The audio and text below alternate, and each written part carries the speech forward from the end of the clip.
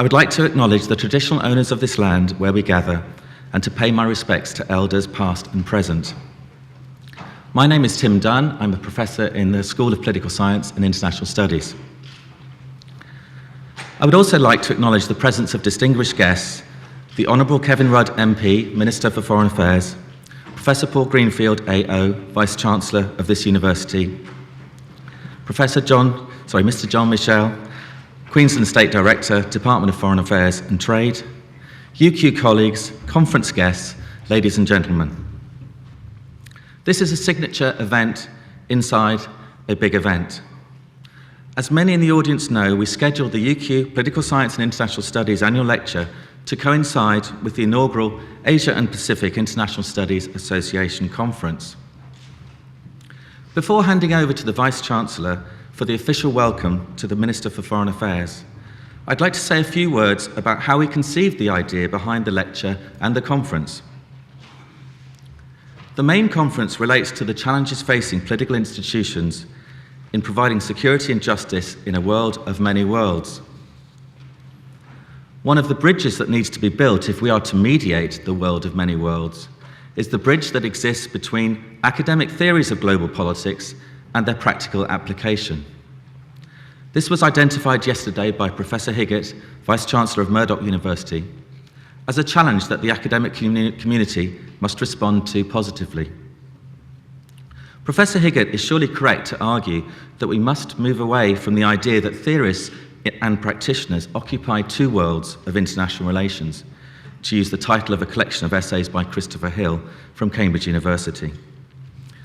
At the same time, there are clearly important functional differences between academics and policymakers. In fact, we all probably know one or two colleagues, past or present, who are best kept well away from the levers of power. This thought was clearly in Hedley Bull's mind when he read a book by Henry Kissinger which prompted him to write the pithy words, "Professors don't make good policymakers."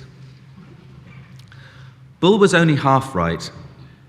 While the cherished virtue of academic freedom must be protected, there is also an important responsibility on academics to think about the impact of our research.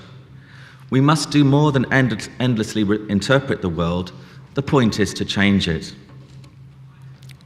As Minister for Foreign Affairs, Kevin Rudd has demonstrated that it is possible to bridge the divide between the world of ideas and the world of bargaining, signalling, and brokering. He looks at world order through the lens of good international citizenship, which has its intellectual origins in highly theoretical work about the possibilities of ethical statecraft. Part of the responsibility of good international citizens is to safeguard those at risk from mass atrocity. In his diplomatic activism in February and March of this year, the Minister showed how soft power can make a difference when the mobilization of hard power was never a policy option. Despite weighty criticisms from other states at this time and many intellectuals, history will judge that the military action to protect civilians in Libya was a just cause. Australia's diplomatic leadership on the responsibility to protect doctrine has been supported by a progressive coalition of actors, including students, INGOs and researchers, of which our own Asia-Pacific Centre for the Responsibility to Protect has been at the forefront.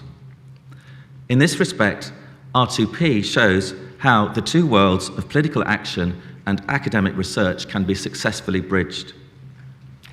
I would now like to hand the floor to Professor Greenfield AO, Vice-Chancellor of the University of Queensland, to formally welcome the Minister for Foreign Affairs.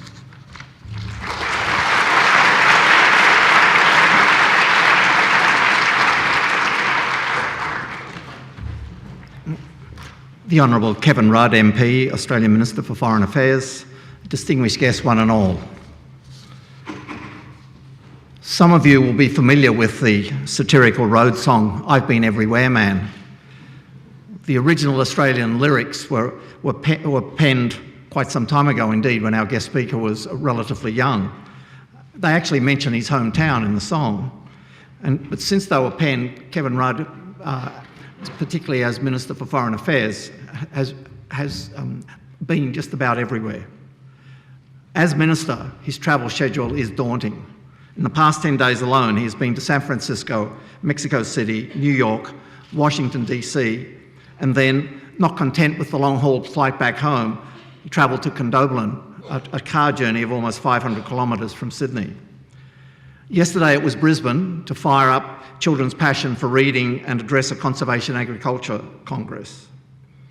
And if you add in his destinations in the Twitter sphere, where he has more than 1 million followers, and there are very few places, I'm sure, where our minister has not been.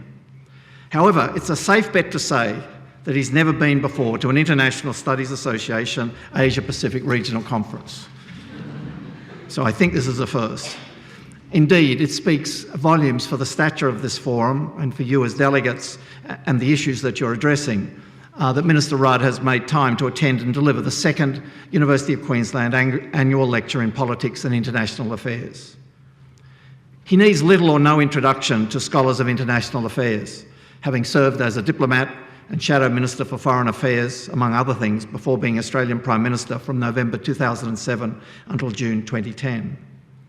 He is one of only 19 members of the UN Secretary-General's high-level panel on global sustainability.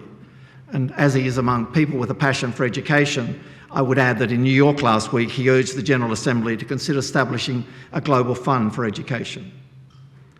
Kevin Rudd is a true friend of Australian academia, and his previous engagements with UQ include sharing valuable insights on foreign affairs with students and staff through symposia and guest lectures. It's my great pleasure to welcome the Honourable Kevin Rudd MP, Australian Minister for Foreign Affairs, back to the University of Queensland for the second annual lecture in Politics and International Affairs. Please welcome the Minister.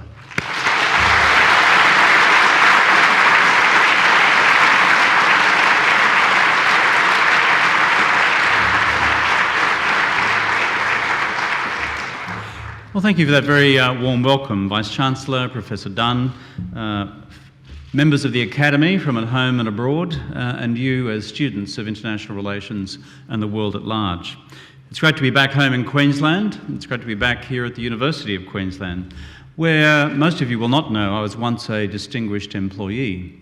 I worked for a period as a senior shelf stacker at the undergraduate library. So if many of you are still looking for books which are not alphabetically placed. And also, we're still trying to track down a number of people who have overdue loans for the last 30 years. Not with a great deal of success, but now my current job and my connection with the Australian intelligence community, we're going to track you down. We're going to get you, one by one. I was also, for a time, an adjunct professor at this university in the Department of Asian Studies, but there's this wonderful doctrine for those of you who are students of constitutional electoral law called an Office of Profit under the Crown. Basically what that means is you can't stand for elected office if you have any faint emolument from any government institution around the world, around the country.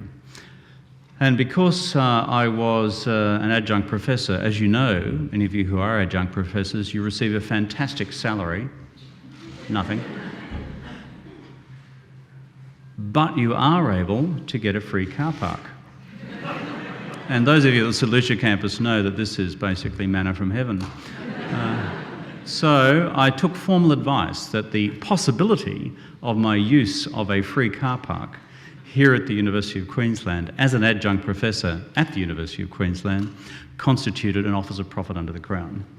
And so when I ran for election to the House of Representatives, I resigned my tenure as an adjunct professor, and this university, I'm sure, has been the better for it. Mention was just made now by Professor Dunn of Hedley Bull and his observations about Henry Kissinger. As someone who opened recently the Hedley Bull Centre at the Australian National University, and Hedley Bull, for those of you familiar with the history, was one of our foremost contributors to the global debate, not just on international relations, but more broadly on what could be described as the discipline of strategic studies. He was a formidable academic and a formidable representative of the Australian Academy abroad. Doesn't mean, however, he was right on everything, and I fundamentally disagree with his observations about Kissinger, with whom I just spent a very pleasant weekend in New York. Whatever you might think of Henry, if he didn't do what he did in 1971 too vis-a-vis China, the world would be a vastly different place.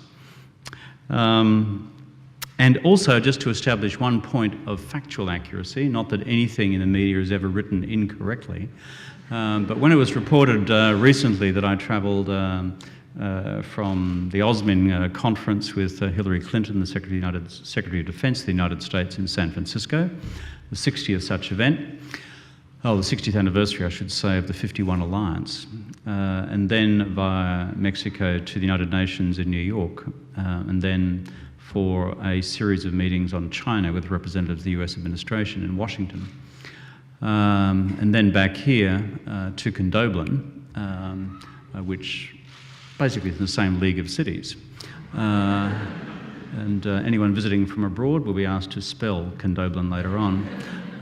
It's a great community. I want to report factually for the record, I did not drive from Sydney to Condobolin. I read in the newspaper that I flew to Parkes, home of the great dish, and then drove from Parkes to Condobolin. So far be it from me to leave anything factually incorrect on the public record. Can I just say before I hop into this lecture, which will go for just under 30 minutes, so those of you who want to pop off for a little snooze, I'm just giving you prior notice. But my lengthy experience of academic engagement is that when snoozing, do it quietly. And obviously the appearance of drool can be very disconcerting for those delivering the lecture. But I'd like to congratulate the university on your recent massive leap forward, your great leap forward in the Shanghai Jiaotong rankings. You're now within the top 100 of the world's universities. Obviously that measures research in particular. But this is a significant achievement for the university. And for us now to have 4 or 5 universities within the top 100, that is Australia, around the world is a good thing. Long may this be the case, and may other universities continue to rise in this country on those global rankings. So well done, UQ. And from my own patch, as the Minister responsible for an outfit called ASIA, the Australian Council for International Agricultural Research, this university is our largest collaborator in a range of agricultural and food security initiatives right around the world. So, Vice-Chancellor, you may not have known that, you now know it. And we look forward to doing further with this university in the future. Today I'm speaking about the centrality of the G20 to Australian foreign policy. Global economic stability is fundamental to Australia's foreign policy and national economic interests.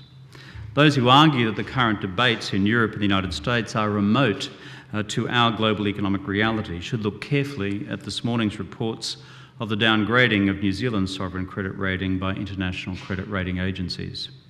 New Zealand, for example, remains one of our closest foreign policy and economic partners. What happens in New Zealand has an impact both here in Australia and more broadly across the South Pacific. The truth, therefore, is that as we enter the last months of 2011, we stand yet again at a critical point in economic history. A challenge we will either respond to decisively, or a challenge that will be allowed to linger, becoming harder and harder to contain the longer it is left to grow. With memories of the 2008 global financial crisis still fresh, we find ourselves living through yet a new global economic and financial emergency. Europe is hobbled by sovereign debt of enormous magnitude, banks with large-scale exposures, and a crisis of confidence that has lasted now for almost a year. This comes together with a historic credit downgrade of the world's largest economy, the United States, and the world's 8th largest economy, Italy. The global economy has entered the danger zone as both sovereign and private financial institutions' risk have increased substantially, reversing much of the progress that had been made over the previous 3 years. The IMF's latest forecasts indicate that global growth will slow to 4% a year, both this year and next. Advanced economies will manage what can only be best described as anemic growth of 1.5%. Several shocks have buffeted the real global economy, resulting in rolling volatility on equities markets. There are unequivocal signs of broader global economic slowdown, including some signs of concern in the global engine room of growth, namely the People's Republic of China. There is therefore a growing crisis of confidence, driven by weak growth, weak balance sheets, and what is perceived to be weak politics. This affects households, it affects businesses, and it affects governments. Businesses suffer through lower private and public demand. Households suffer as jobs are harder to come by. And the slower pace of economic recovery, as well as half-finished policy actions, have stalled progress in the repair of both public and private balance sheets. In Europe, sovereign risks have spilled over to the region's banking system and put funding under new strains and depressed market capitalisation. The sovereign debt crisis is also threatening the core of the single European currency. My British colleague, William Hague, has described the euro area as, and I quote him, a burning building with no exits. It will be written about for centuries as a kind of historical monument to collective folly, unquote. In the United States, there have also been concerns and much debate about the long-term sustainability of US government debt. Furthermore, if the US fiscal position is left unaddressed, it could itself exacerbate sovereign risk. US households are trying to repair their balance sheets too, but are still weighed down by a deep lack of investor confidence and high unemployment. The bottom line is that policymakers, particularly in the United States and Europe, have not yet generated broad political, public support for the policy actions they need, and markets have begun to doubt their resolve. When the financial crisis began, it was fundamentally about market failure in the finance industry. It has now evolved to become a broader lack of faith by markets in government's capacity to deal effectively with the crisis. Europe presents the greatest immediate danger to the global economy. But in our interconnected world, what happens in Europe and other advanced economies will affect every country, including our own, Australia.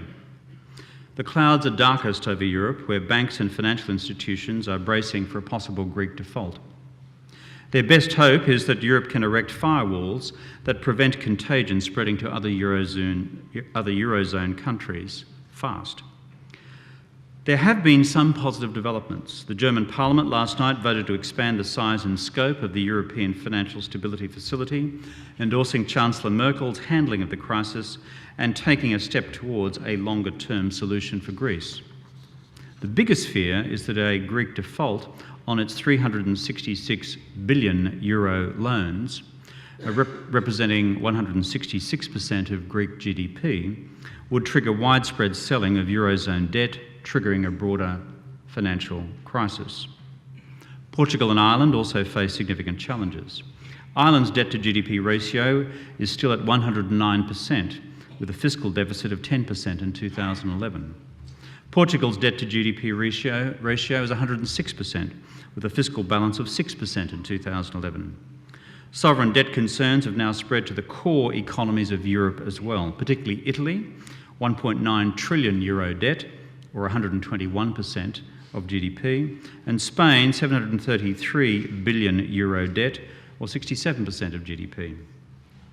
Each of these Euro members has introduced measures to improve their short-term budget positions, in some cases enforced by the European Central Bank, in others enforced by the pressure from the markets and the impact of the bond interest rate. These austerity measures have themselves removed billions of euros worth of government demand from their economies, further undermining economic growth. The banks too are impacted by sovereign debt concerns. If any of the at-risk countries defaults, the banks could lose significantly, lifting their risk profiles and forcing them to take measures to remain solvent. So the banks are holding on to profits rather than taking on more risk by lending. This banking conservatism too is reducing short-term growth in the real economy. The part is always connected to the whole. In the United States, sovereign debt problems primarily reflect political gridlock rather than a financial ability to pay. Fiscal consolidation is a priority, but must strike a balance between not further harming an already weak economy on the one hand, with convincing markets that policymakers have a credible plan to return debt to sustainable levels on the other. The deal struck in August between the administration and the Congress raised the debt ceiling immediately by $400 billion, enough to fund government until the end of September, which looms close. And this was subsequently extended until November. $917 billion in spending cuts will be made over the next decade.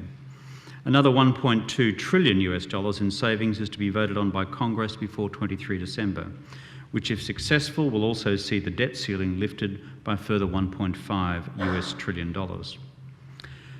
But despite the ongoing US political challenges, US Treasuries remain and retain their safe haven status.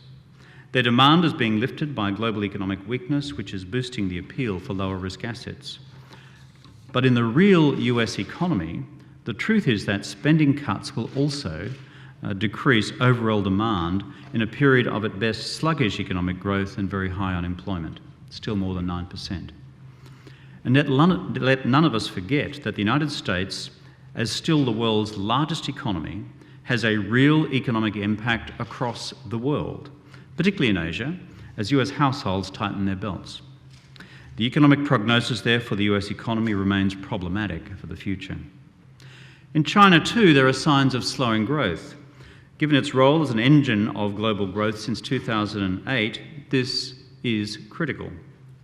A recent survey of purchasing managers revealed China's manufacturing sector contracted for a third month in a row in September, reflecting slower external demand. Inflation too remains high as input costs rise rapidly in the Middle Kingdom. Central bank officials are under pressure to retain higher interest rates, which in turn could dampen domestic demand. China's economic growth forecasts remain relatively robust, but global policymakers cannot simply assume that Chinese growth will fill the vacuum left by European and American growth as it did in 2008-9. The challenge facing Chinese policymakers is to sustain historic growth levels at around 7 to 8% in order to continue to generate sufficient jobs for its growing population, while at the same time keeping inflation under control and not allowing a new set of potentially destabilising asset bubbles to be generated. These then are the current set of challenges, not small, confronting the global economy and global policymakers 3 years from the start of this crisis in 2008. But since the beginning of the crisis, there has been another positive evolution underway. Faced with the threat of imminent financial and economic collapse, as we were in September of 2008, the world refashioned its institutional framework for dealing with economic crises. Our common threat meant we needed a coordinated policy response that markets would believe in, based on real capacity to remove real doubts about fundamental vulnerabilities in the financial system. The preeminent body of the time was the G8, but it failed the basic test of legitimacy in the first decade of our new century. It ignored the fact that the greatest engine of economic growth for the decade ahead would be the dynamic economies of the Asia-Pacific region. The G20 had existed as a finance ministers' meeting for a decade, but in 2008, global leaders seized upon it, suitably reformed it as the appropriate vehicle for our times. Crucially, the G20 was elevated to a leaders-level meeting to drive a global response to a truly global crisis. With India and China included, it brought in the burgeoning economies so critical to the century. But the G20 also included appropriate representation from around the world. The G20 represented 85% of the world economy. It also embraced a widespread geographical spread, 5 from Europe, 6 from Asia, 5 from the Americas, and 4 from elsewhere, including us. The first G20 leaders meeting took place in Washington in November of 2008, and it did so in response to the Lehman's collapse. What we faced around the world was a failure of internal governance within financial institutions, and in many jurisdictions, a failure of external oversight. Regulators in these jurisdictions didn't recognise the systemic risk posed by financial institutions of such size. But it wasn't just private financial institutions that were threatened.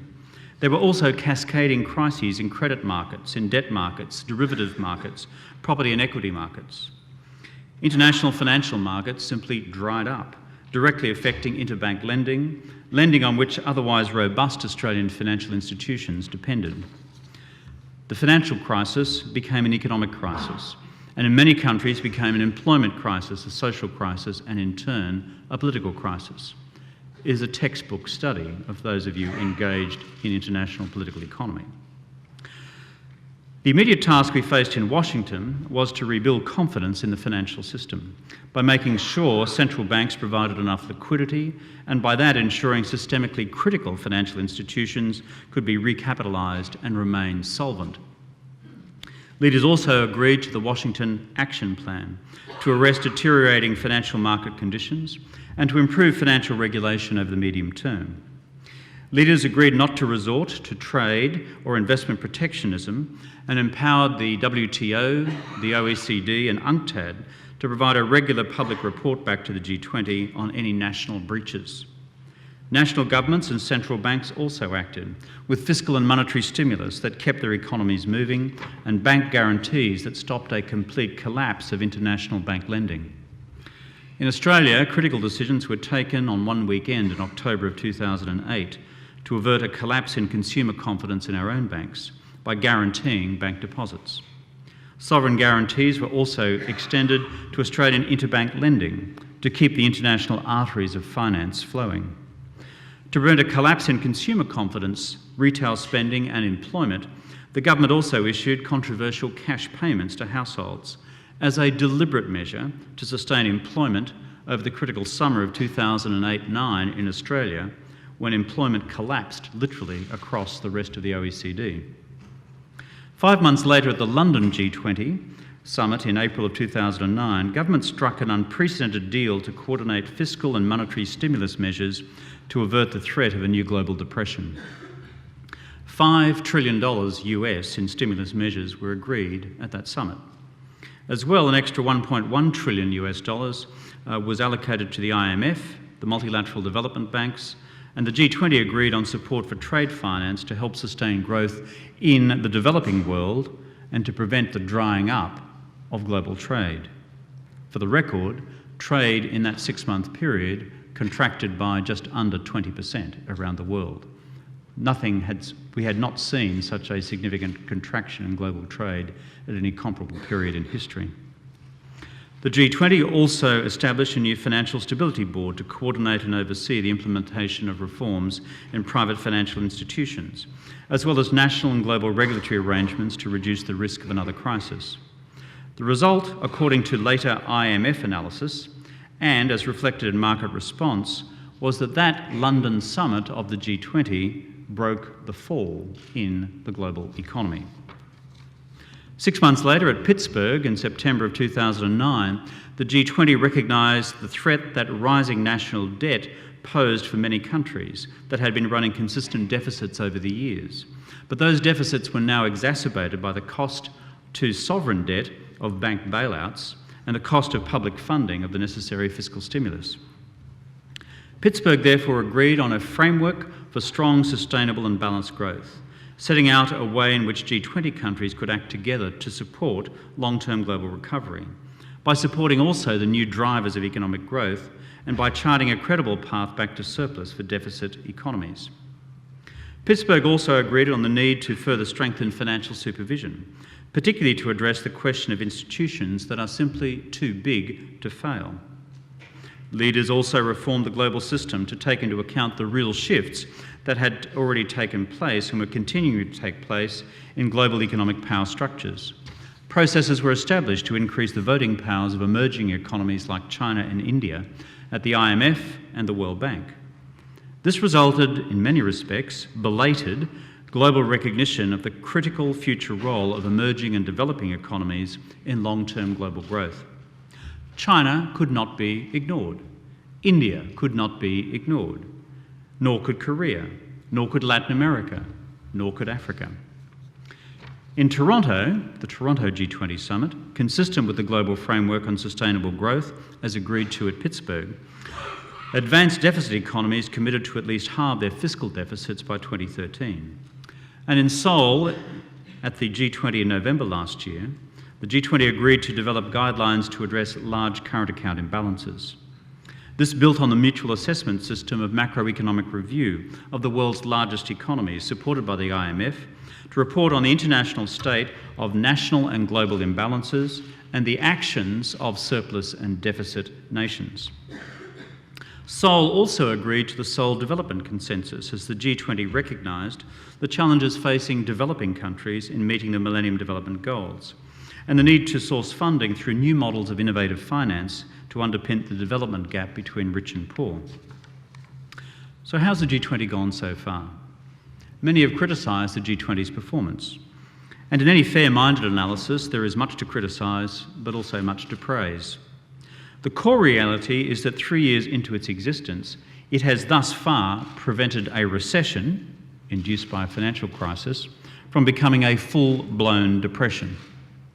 Given that the dimensions of the financial market collapse of 2008-9 for a time exceeded those of 1929-30, this was no small achievement. Second, some reforms to regulatory arrangements for private financial institutions have been agreed and at least partly implemented, invariably against the organised political opposition of those institutions whose excesses caused the crisis in the first place. Third, there has not been a wholesale outbreak of global protectionism, again of the type seen in the 1930s, that helped catapult a recession into a sustained depression. At the same time, however, repeated G20 proclamations about the conclusion of the Doha round have failed to produce any tangible result in terms of further trade liberalisation. Fourth, the G20 has begun to embrace the global economic significance of the developing world. Development is a key long-term driver for global growth. Africa's infrastructure investment shortfall deprives sub-Saharan Africa of 2 percentage points of growth every year. As finance is so critical to development, the G20 has recognised that we now need to leverage public finance to promote far greater private capital flows for development. So the G20 has placed and is continuing to place significant emphasis on the international development agenda. Nonetheless, much remains to be done on the global economic and structural reform agenda, consistent with what remains a far-reaching set of implications arising from the Pittsburgh Framework of Balanced and Sustainable Growth.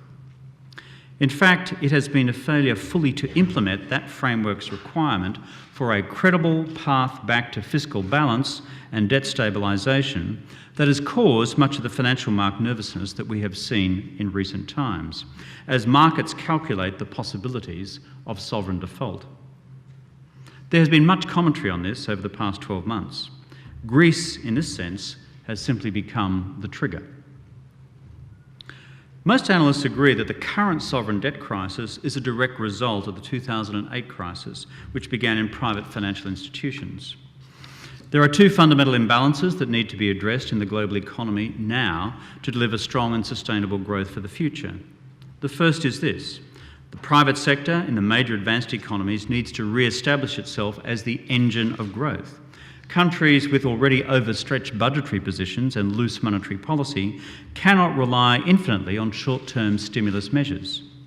Governments must move to implement credible medium to long-term fiscal plans that restore finances to a sustainable level while not compromising economic recovery. Therein lies the art, therein lies the science, and therein often lies the political difficulty, but it is one which we must overcome.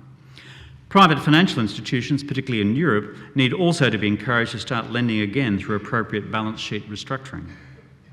Second, economies with large external surpluses, particularly China, must rely increasingly on domestic demand to drive their economies. Going into the 2008-9 crisis, many countries had already run up substantial sovereign debt. When the GFC hit, many governments propped up financial institutions threatened with collapse as credit markets shut down. As a result, they took on huge new sovereign debt in the process. And as noted previously, some governments also took on debt through implementing fiscal stimulus, while others lost tax revenues as tax receipts fell and spending on welfare measures increased, which is what occurs during an economic downturn. Australia came out of the crisis with one of the strongest fiscal and sovereign debt positions in the OECD. Japan's net sovereign debt in 2010 was 562 trillion Japanese yen, or 7.3 trillion US dollars, or 117% of GDP. US net sovereign debt in 2010 was 9.9 trillion US dollars, or 68% of GDP. By contrast, for Australia, the Treasury forecast net debt will peak at 7% of GDP in 2012-13. With the single exception of Saudi Arabia, Australia has the lowest general government net debt to GDP ratio of all G20 economies. Australia's net borrowing to GDP will be 3.9% in 2011, according to the IMF. This compares to US net borrowing of 9.6% of GDP and 10.3% for Japan. But it is on Europe that the eyes of global financial markets are currently fixed. The Eurozone initially created a European Financial Stability Facility, the EFSF, say that quickly 20 times, to deal with the sovereign debt of Portugal, Ireland and Greece. In its 21 July package, EU leaders announced the expansion of the EFSF to have a lending capacity of 440 billion euro. The 17 Eurozone members are currently voting on this expansion and strengthening the EFSF and providing it with more flexible rules to respond to emerging challenges. But it is widely recognised that the EFSF is not large enough to deal with contagion to core Eurozone countries or to deal with the possible private financial institutional exposure that may follow. For example, Spain's funding requirements this year is assessed to be around 200 billion euro. Italy, around 400 billion euro.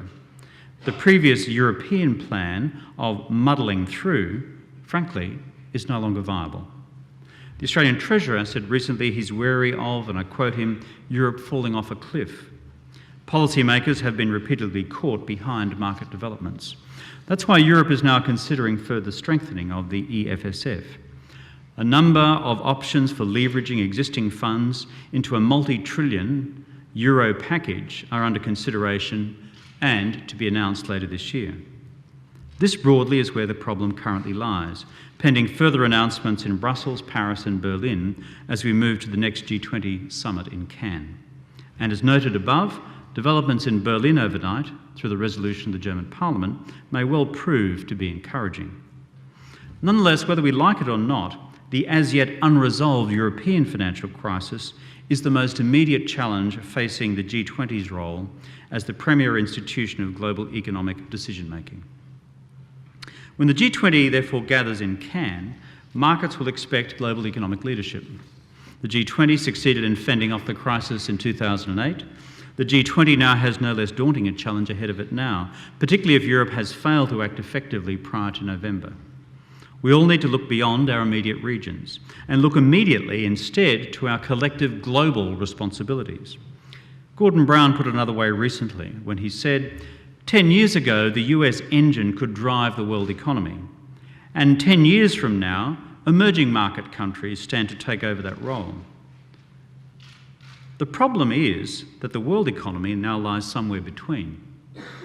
The US and Europe need to demonstrate that they have the solutions to their own political and economic challenges.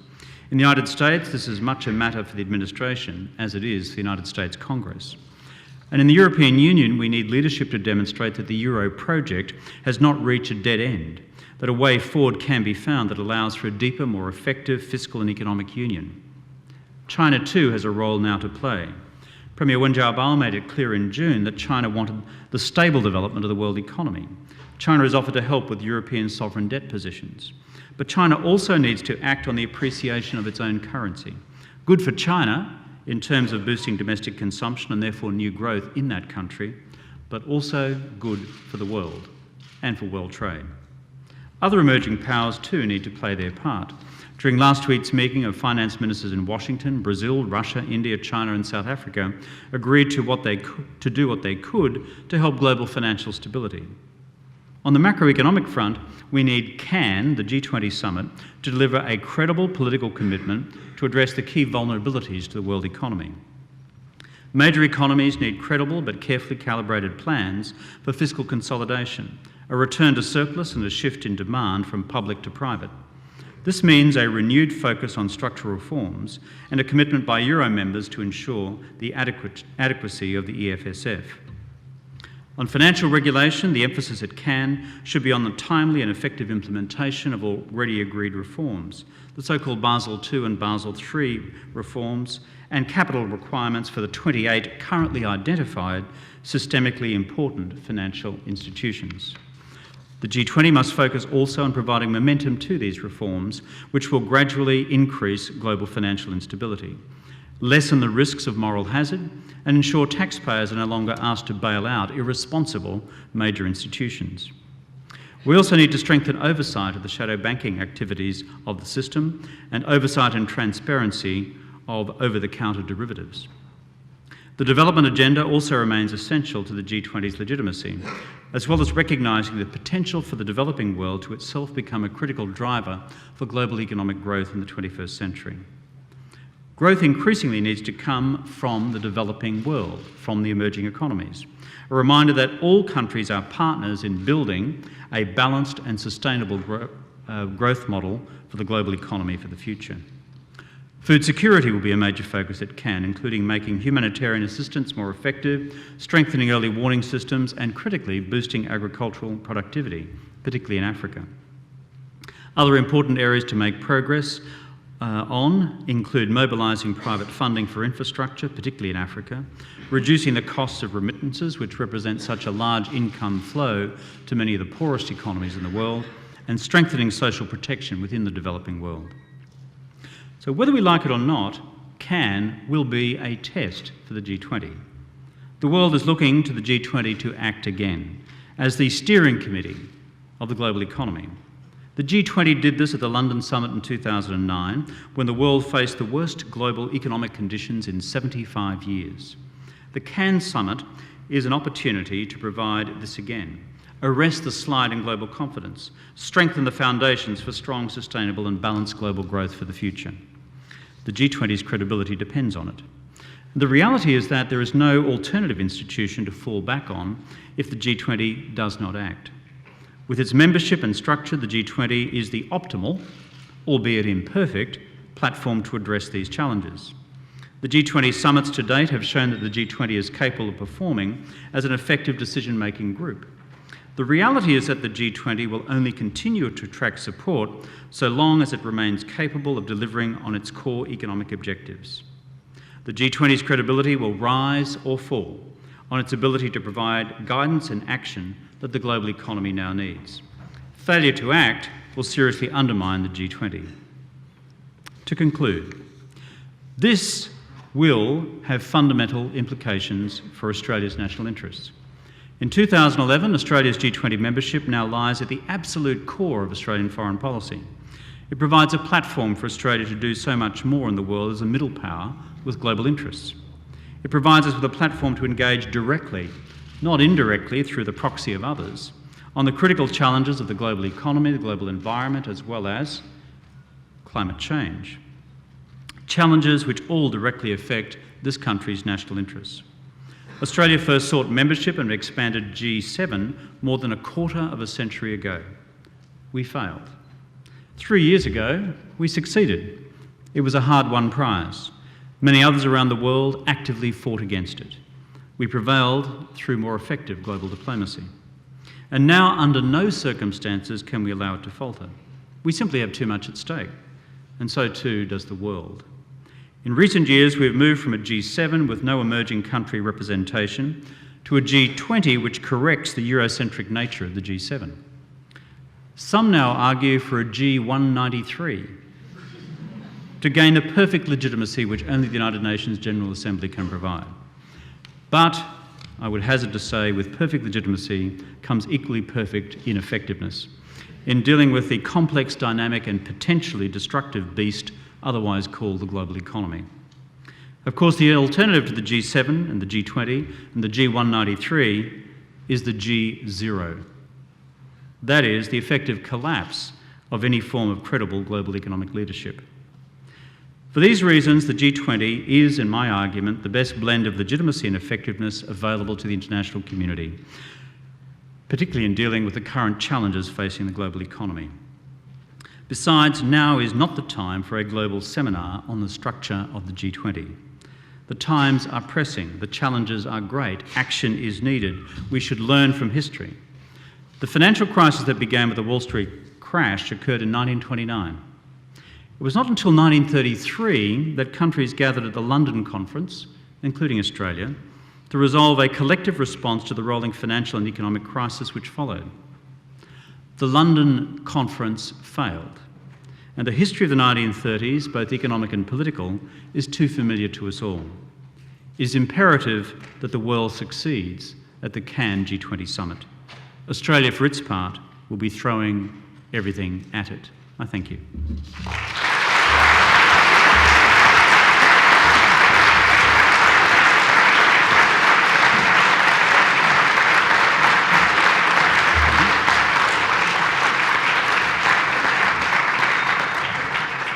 The Foreign Minister has kindly agreed to take a couple of questions, so if you could identify yourself, and there's a couple of roving mics in the room. Thank you. First of all, Foreign Minister, thank you for coming up and speaking to us today. It's certainly a fascinating speech and certainly lessons for us all. My question relates to Australia's, of course, involvement with the many humanitarian projects around the world. Understandably, some nations with this global financial situation will intend to withdraw their funding to make sure that they maintain enough funds within, essentially in-house, to ensure that things are able to continue on.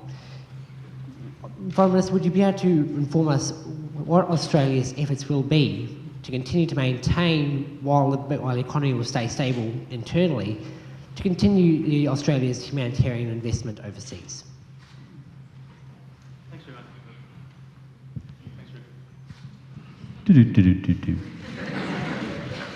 Thanks very much for the question. By the way, I made a point of finishing at 2 p.m. sharp because my experience of UQ is you always want to be to lectures on time. So and it's enabled some folk to go. Your question about the pressures on humanitarian aid budgets is entirely valid. When you look around the world, you will see the contraction in those budgets in many, many countries, with the notable exception of two, the United Kingdom and Australia. And there are reasons for that. One is the challenges of humanitarian crisis do not disappear simply because the global economy is facing challenge. In fact, when the global economy is facing challenge, humanitarian crises are likely to become exacerbated as the normal generators of growth are put into abeyance. And secondly, no one can comfortably predict when natural disasters are going to hit, for example. Therefore, quite proudly, we in the British, they're a Conservative government and we're a Labor government, have decided that we will continue to grow our ODA in general and our commitment to humanitarian assistance in particular. And if I can just give you one example of why that is now necessary and important, in the Horn of Africa, which I visited only 2 months ago and I was in Somalia, we are staring at the worst drought in 60 years, the one affecting 12.5 million people, a risk of starvation for 750,000 people, and frankly, of the $2.4 billion which the international community, through their organisations, is trying to raise at present, they've only raised about 1.1 billion. And within that 1.1, we are the 4th largest donors in the world. We're the 13th largest economy in the world, we're the 4th largest donors. And frankly, a lot of the WFP's work at present, the World Food Programme and others, would not be possible unless we were able to flexibly rise to the occasion when they jump on the phone and say, unless you do X, frankly, we've got to cut back the programs in the following provinces. Same with the International Council of the Red Cross, with whom we're in regular contact, because if you look at the map of Somalia, the southern 6 provinces of that country are effectively controlled by Al-Shabaab, the terrorist organisation, and so the Red Cross/Red Crescent who uniquely have access. So we're funding that as well. Now, on your question about how to sustain the constituency for this into the future, always a challenge, that's what the business of politics is about. I note carefully that the opposition remains formally committed to our target of increasing ODA to 0.5% of GNI by 2015. They have not abandoned that commitment. There have been a few wobbles around the edges, but I think saner voices have prevailed. And I think there's a broader interest as well, and that is the capacity for Australia to be an effective voice for humanitarian action in the world is enhanced right now. And it's not just objectively it's a good thing to do, but frankly in terms of the branding of what we do around the world, it's an equally good thing to do. Brits are doing the same, and I'm pleased that the Conservative government there, notwithstanding their actions in terms of domestic fiscal consolidation, have chosen to excise this from their contractions, and they're raising their outlays to 0.7% of GNI, I think, before 2015. Thank you for your question. Thank you very much. There was a question at the back. Thank you, Foreign Minister, for your talk. My name's Hugh. I'm a student here in the School of Politics doing my thesis on the G20, so it was an appropriate speech topic. You mentioned earlier about the elevation of the G20 to the L20 in the immediate aftermath of the financial crisis. I was wondering if you could speak to, and you mentioned the appropriate reforms that entailed, if you could speak to the specific dynamics of how the L20 functioned after the financial crisis in terms of the frequency of meetings and that sort of thing, if you could speak to that. The G20 has been fundamental to our response to this rolling crisis, simply because you need, frankly, 85% of the global economy represented around the table and in all hemispheres of the world. Secondly, as an institution, in my own experience of it, having been Prime Minister for the first 3 of those meetings, is that through a Sherpa network, that is a special envoy, if you like, of each of the heads of government, it has worked very well as an effective, flexible secretariat dealing with the immediate challenges of the day.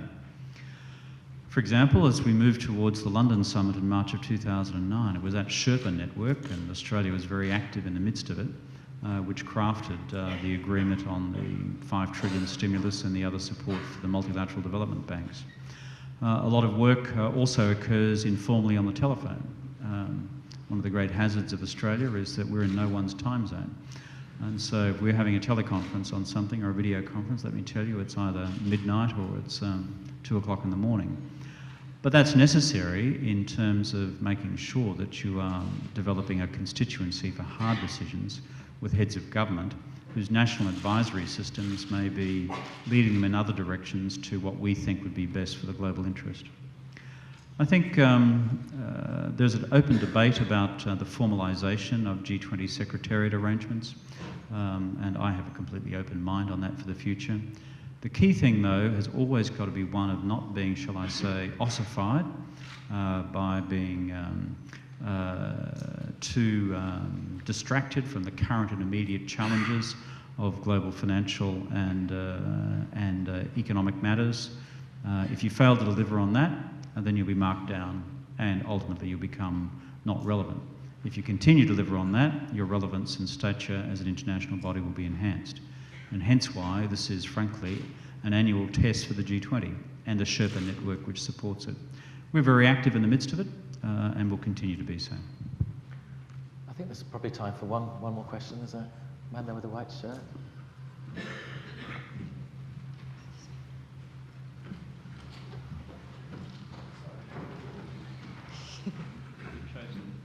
You've chosen the most difficult path to navigate. Thank you, Mr. Rudd, for your speech. My name's John Burnett. I'm a law student from QUT, so hope I don't get in trouble being an outsider. I'd like to refer you to the United Nations Declaration of the Rights of Indigenous Peoples and ask if you consider that Australia's Northern Territory intervention is in conflict with that, and further, if you think there are any measures that the Australian government in particular could take to try and conform with the requests or the requirements of the declaration. Thank you. The government takes seriously the various international instruments it's signed and ratified. We take the Declaration concerning the Indigenous peoples of the world seriously as well. I spoke of this recently in a lecture entitled the Magna Carta Lecture at Adelaide about 2 months ago.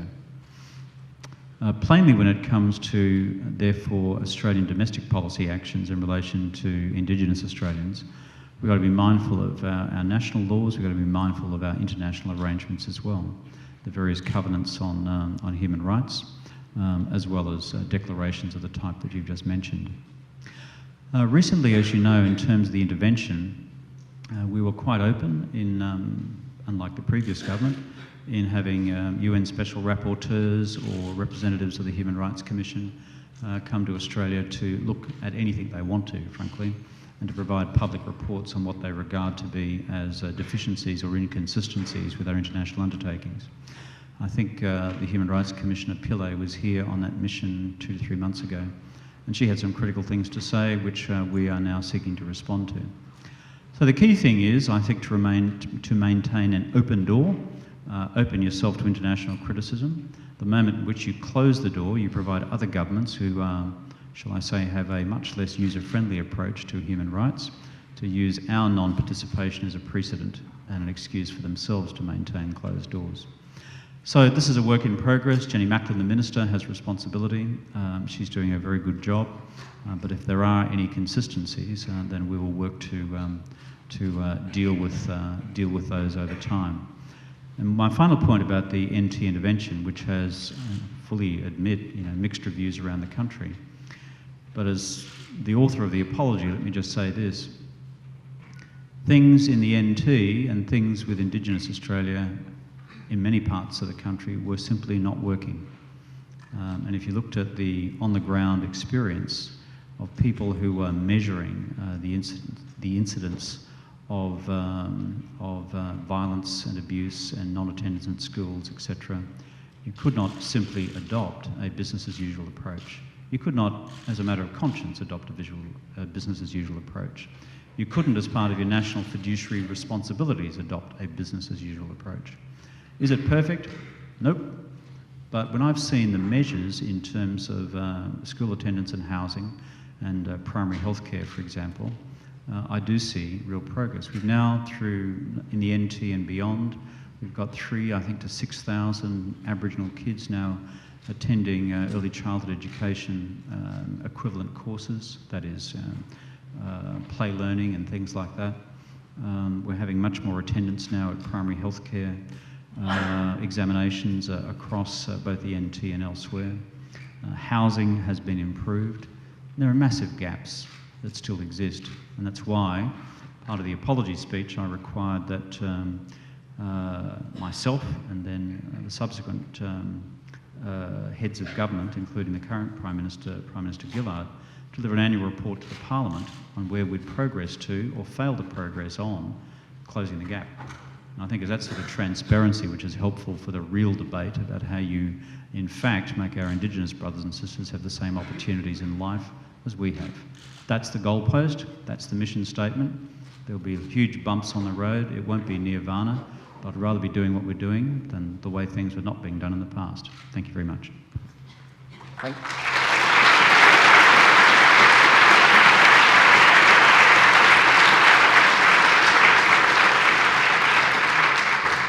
Thank you for taking those questions, Foreign Minister. I now invite Associate Professor Marianne Hansen to close the formalities.